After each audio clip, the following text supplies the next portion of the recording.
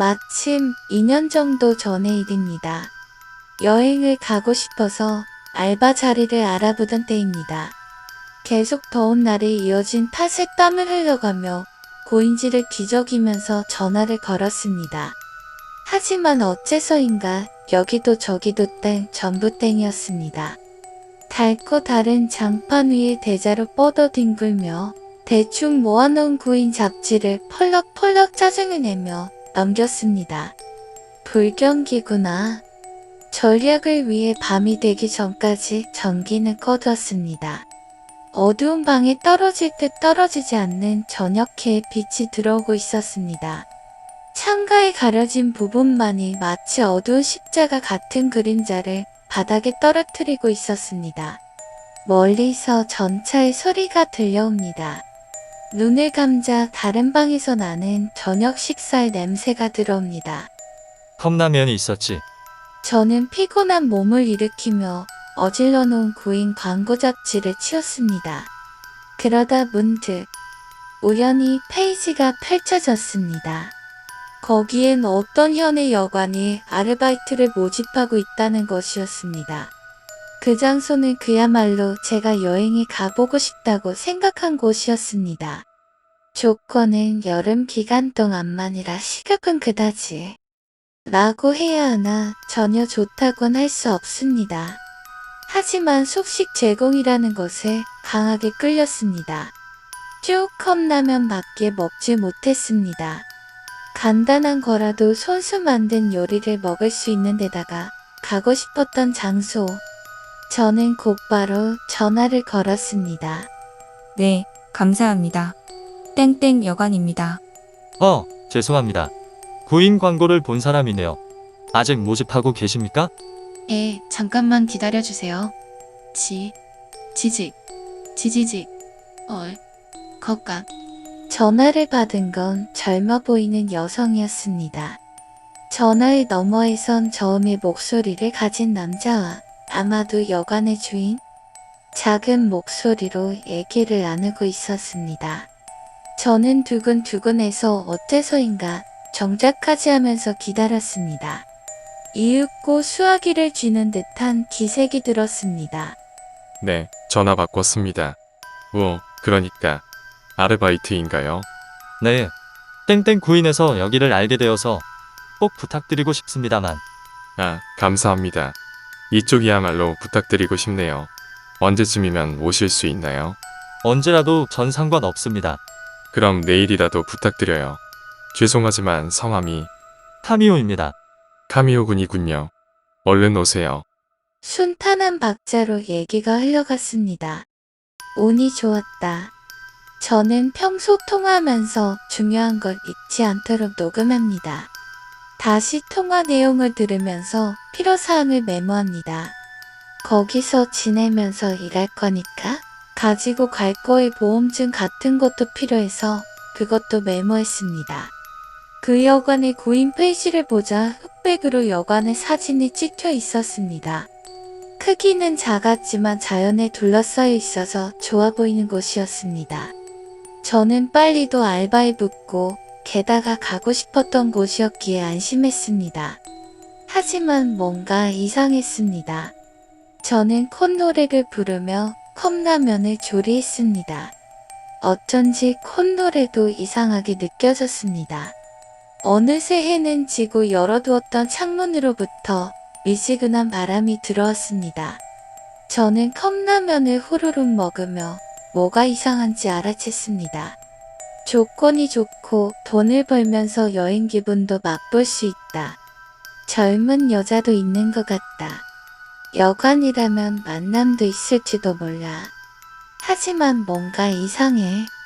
어두워진 창문 유리가 거울이 되었습니다. 그 어두운 창문에 제 얼굴이 비춰졌습니다. 왜인지 전혀 기쁘지 않았습니다. 이유는 모르겠지만 전 굉장히 침울해 있었습니다. 창문에 비춰진 나이를 먹은 것처럼 생기가 없는 자신의 얼굴을 계속 바라봤습니다. 다음날 저는 심한 두통에 눈을 떴습니다. 오한도 심하게 들었습니다. 감기인가? 저는 비틀거리며 이를 닦았습니다. 잇몸으로부터 피가 나왔습니다. 거울에 비춰진 얼굴을 보다가 깜짝 놀랐습니다. 눈 밑에 다크서클이 먹으로 칠한 것처럼 선명하게 드러나 있었고 얼굴은 창백해져서 마치 알바를 포기할까 했지만 이미 준비는 어젯밤에 마쳤습니다. 하지만 하고픈 마음이 들지 않았습니다. 바로 그때 전화 벨소리가 울렸습니다. 좋은 아침입니다. 땡땡 여관입니다만 카미오 씨는 계십니까? 네. 지금 준비를 마치고 나가려던 참이에요. 알겠습니다. 어디 아프신가요? 죄송하지만 목소리가 죄송합니다. 일어난 지 얼마 안 되어서. 무리는 하지 마세요. 여기에 도착하면 우선 온천에 들어가도 괜찮아요. 첫날은 푹 쉬세요. 그렇게 바쁘진 않으니까. 괜찮습니다. 그치만 감사합니다. 전화를 끊고 집을 나섰습니다. 저리도 친절하고 상냥한 전화라니 감사했습니다. 하지만 전화를 끊고 나니 이번엔 한기가 들었습니다. 문을 열자 현기증도 느껴졌습니다. 어쨌든 여관에 도착하면 저는 지나가는 사람이 뒤를 돌아볼 정도로 비틀거리며 역으로 향했습니다. 얼마 지나지 않아서 비가 내리기 시작했습니다. 우산을 가지고 나오지 않은 저는 젖어가며 역을 향했습니다. 격한 기침이 나왔습니다.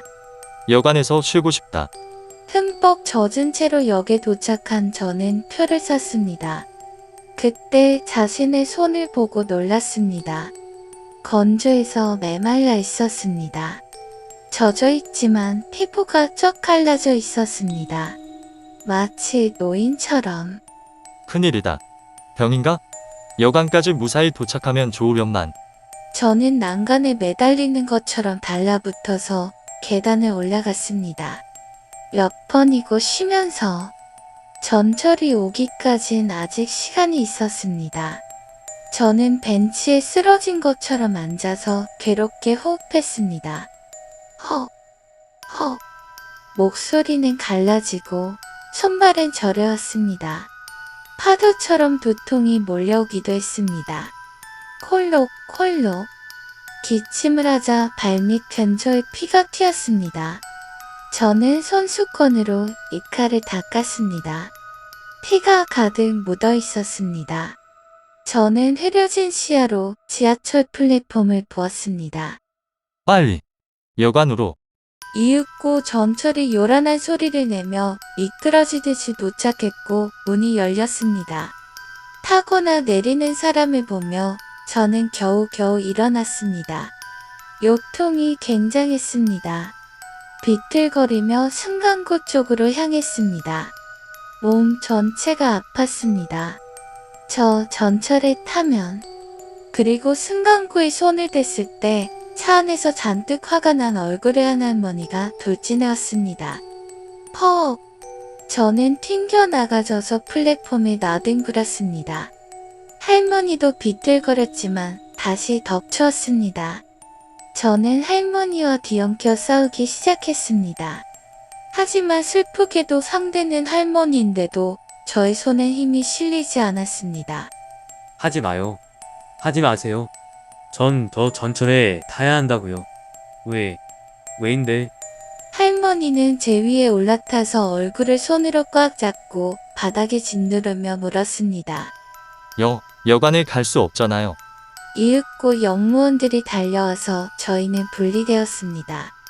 이미 전철은 가버리고 없었습니다. 저는 일어나지도 못하고 몰려든 사람들의 중심에서 앉아 있었습니다. 저로부터 떨어진 할머니는 숨을 고르며 이렇게 말했습니다. 너 이거 사. 들러붙어 있어서 위험했어. 그리고 할머니는 떠났습니다. 저는 역무원과 2에서 3가지 질답을 주고 받았지만 금방 해방되었습니다. 역에서 나온 전 어쩔 수 없이 집으로 돌아갔습니다.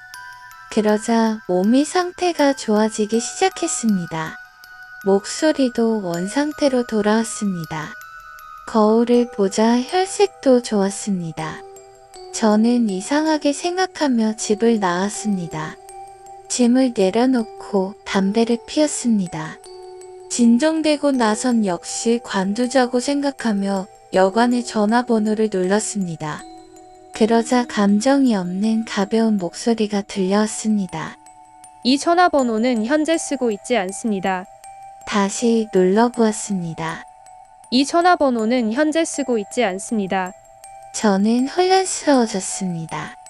분명 이 번호로 오늘 아침에 전화가 걸려왔는데 이상해. 저는 통화 녹음을 했었단 걸 떠올렸습니다. 처음으로 되돌려서 들어보았습니다. 끼리리리리 끼릭달까. 재생. 지즈. 네. 감사합니다. 땡땡 여관입니다. 어라? 저는 한기를 느꼈습니다. 젊은 여성이었을 터인데 목소리가 마치 저음의 남성처럼 되어 있었습니다. 죄송합니다.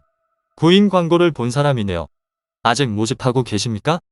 예. 잠깐만 기다려주세요. 지지지. 응? 저는 거기서 뭔가 얘기하고 있는 걸 들었습니다. 대감기를 하고 음량을 크게 했습니다. 예. 잠깐만 기다려주세요. 지지지. 대감기. 지즈. 대감기. 얼을 것 같아. 아이의 목소리가 들어가 있었습니다.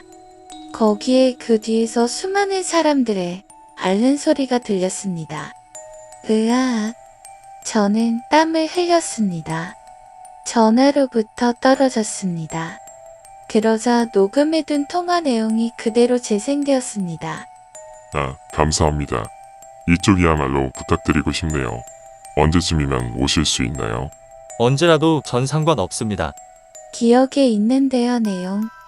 하지만 저는 아저씨와 이야기를 나눴을 터. 거기서 흘러나오는 목소리는 지면 밑에서부터 울리는 듯한 노인의 목소리였습니다. 카미오군이군요. 얼른 오세요. 통화는 거기서 끝이 났습니다. 제 몸에는 식은땀이 주르르 흘러 떨어졌습니다.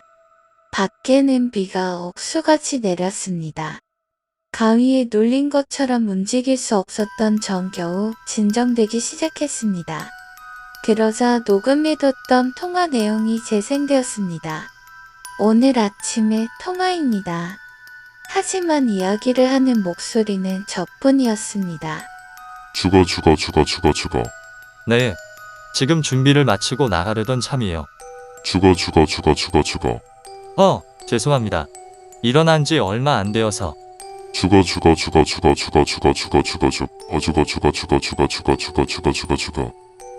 괜찮습니다. 그치만 감사합니다. 저는 전화의 전원 코드 자체를 뽑아버렸습니다. 메마른 목에 침을 삼켰습니다. 뭐야 이거 뭐냐고? 어떻게 된 거야? 제 손에는 그때 구인 가이드가 쥐어져 있었습니다. 떨면서 그 페이지를 찾아보았습니다. 그런데 뭔가 이상했습니다. 손이 떨렸습니다. 그 페이지는 있었습니다. 하지만 책은 깨끗할 터인데 그 여관의 1페이지는 꼬깃하게 구겨져 있었고 뭔가의 얼룩이 크게 퍼져 있었으며 끝부분이 조금 타 있었습니다. 아무리 봐도 거기만이 낡은 종이었습니다. 마치 수십 년 전에 오래된 잡지 같았습니다. 그리고 거기에는 전부 타버린 여관이 찍혀 있었고 이런 기사도 쓰여 있었습니다. 사망자 30몇 명. 불은 부엌으로부터 퍼진 모양. 여관의 주인으로 추정되는 탄 시체가 부엌에서 발견된 것을 보아 요리할 때 불을 사용했던 것으로 보인다. 무그러운 숙박객들은 미처 도망치지 못하고 불에 타서 사망. 뭐야? 이거? 구인이 아니잖아. 저는 말문이 막혀 아무 소리도 낼 수 없었습니다. 구인 잡지가 바람에 펄럭였습니다. 저는 마비된 머리 때문에 돌처럼 움직이지도 못하고 있었습니다. 그때 문득 비가 약해졌습니다. 순간에 정적이 저를 감쌌습니다. 전화 벨소리가 들려왔습니다.